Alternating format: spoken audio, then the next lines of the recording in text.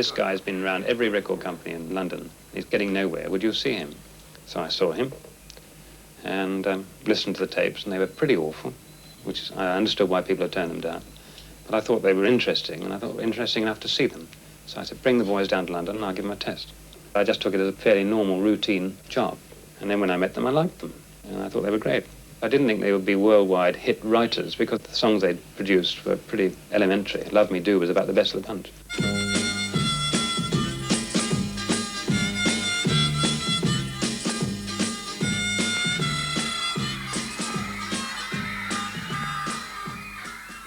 They were very quick learners, you know. After the first couple of years, they knew almost as much about recording as I did.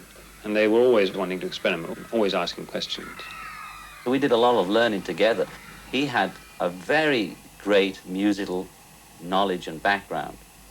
So he could translate for us and suggest a lot of things, which he did, you know. And he'd come up with amazing technical things, like slowing down the piano and playing it slow and putting it on, and things like that, you know. Where we'd be saying, well, can we only go and e, and he'd say, well, look, chaps, I thought of this afternoon. Last night I was talking to whoever he was talking, and I came up with this, you know, and we'd say, oh, great, oh, put it on here, you know. But he also come up with things like, well, have you heard an oboe? Oh, which one's that? Is this one? Hey, that would be nice. So it was really, we grew together. It's more fun in the record if there's a few sounds that you don't really know what they are, and only something happens on here, you know. I couldn't tell you what, because we have a special man who sits here and goes like this, and the guitar turns into a piano or something, you know. And then you may say, why don't you use a piano? Because the piano sounds like a guitar.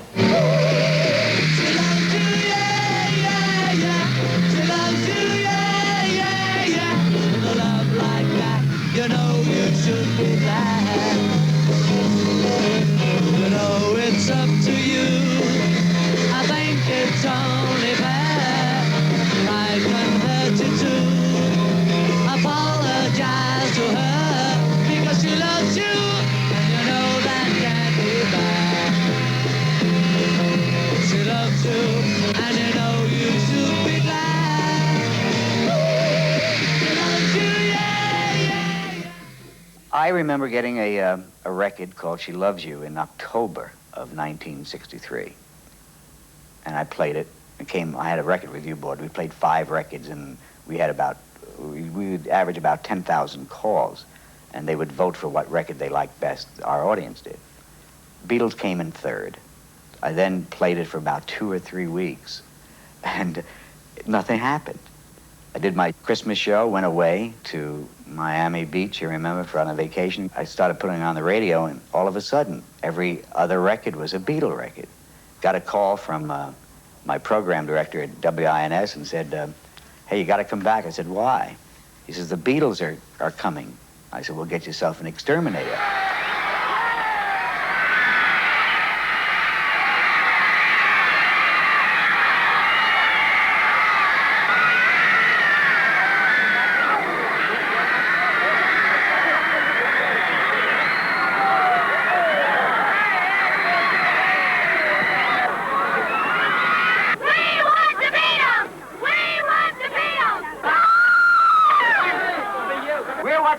Babe, we are what's happening.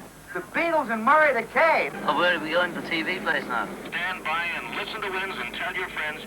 Tomorrow morning, an exciting morning on Wins' Brad Phillips as the battles of the Beatles. The Beatles take on all the groups in the world. Tomorrow on Wins, and your favorites will be represented by vote. Tomorrow night at 7, the Beatles read their own poetry on a documentary, Meet the Beatles. All over the world. Oh, really? I don't understand. Tomorrow night from 7 to 8, here at Wins. We ain't written no Looking for a filter cigarette. Bobby Soxer is a girl who wears Bobby socks and is the typical teenage girl.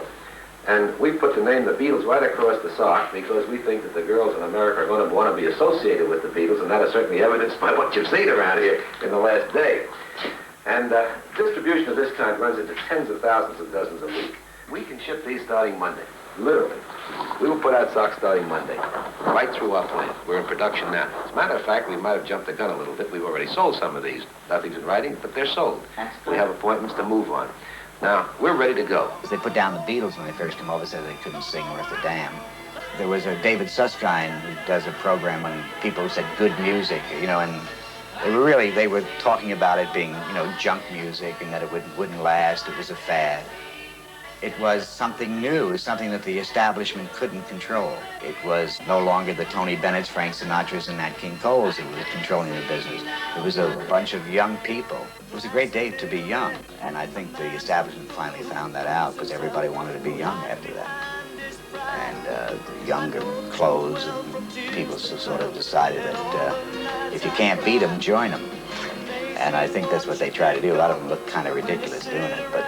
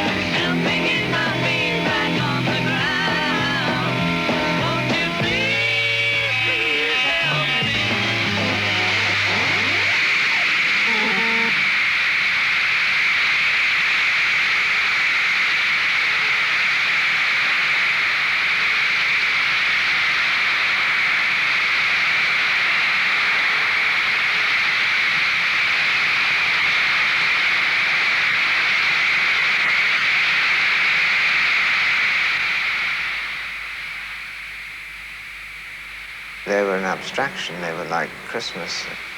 Whether it was the word, the Beatles, which still is magical, and a conversation stopper, and a thing to eavesdrop on, and a question I'm still pestered about. I mean, I'd rather talk about something else, but... So the Beatles, those faces, that time, that music. Some people say, really, it was the music. That was only a part of it. I mean, I only joined because I wanted to be transported away from the world I'd always known. And they represented hope, optimism, wit, lack of pretension, that anyone can do it, provided they have a will to do it. Their capacity for survival impressed people. They just seemed unstoppable. I mean, without anyone getting hurt or dying, it was really the longest running story since the Second World War. I mean, sort of like a taxi driver the other day had some sheet music of a Mozart thing. And I said, what's that, And he said, oh, that's the high-class stuff. You won't like that. He said, no, you won't like that. And I said, well, what is it, He said, oh, no, you won't like it. It's high-class, that. It's very high-class, highbrow. And that kind of way, I always used to think of it. I used to think, well, that's very clever, all that stuff.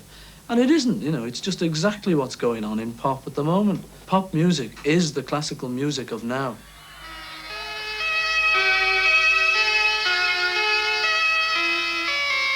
People just take our music and, in a line, and we just sort of say, yeah, she was just 17. And they read everything into that, She was a 17-year-old nymphomaniac working on the streets of Broadway. But, what we meant is she's just 17.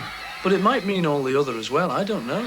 I've no idea of any Aeolian cadences and, miasmic climaxes and all of that. I mean, we're the last people to know about our songs because the pop world's never heard the pop world as such.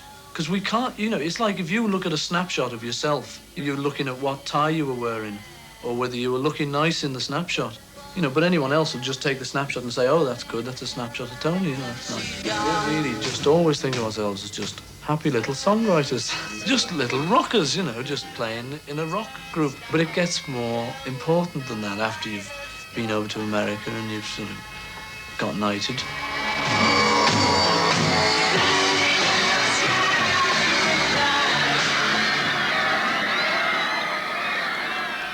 These are the